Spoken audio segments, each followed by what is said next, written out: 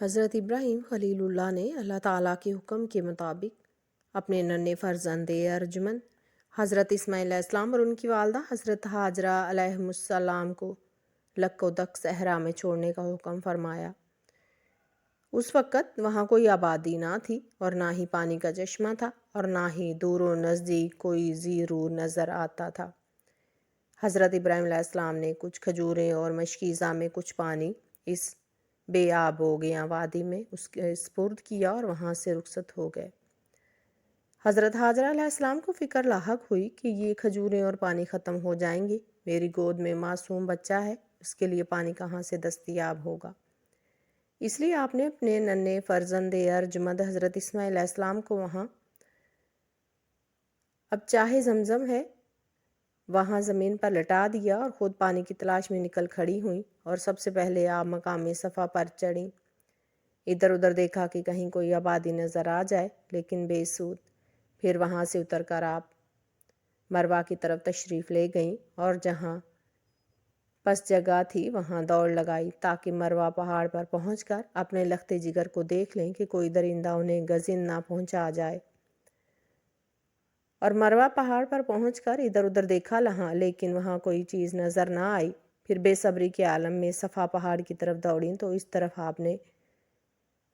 صفا مروہ کے درمیان 7 چکر کاٹے، لیکن مطلوب حاصل نہ ہوا۔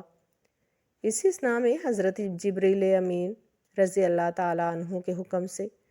حضرت اسماعیل علیہ السلام کی خدمت میں حاضر ہوئیں اور جہاں آپ کے قدمین شریفین تھے وہاں اپنا نورانی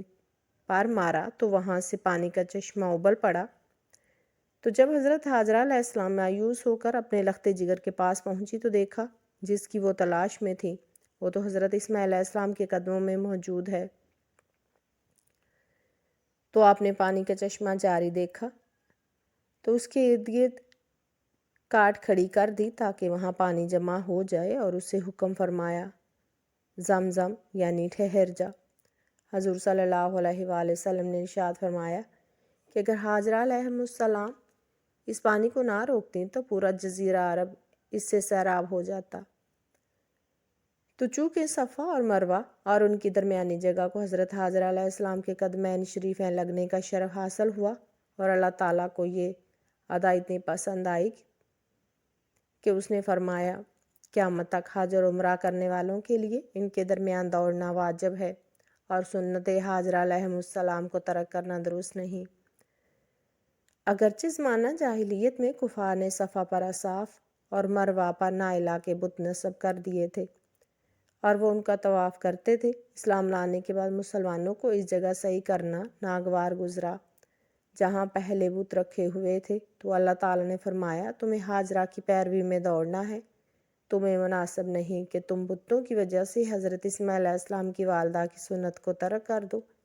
اس لیے ان دونوں پہاڑوں کو شعائر اللہ کہا گیا ہے۔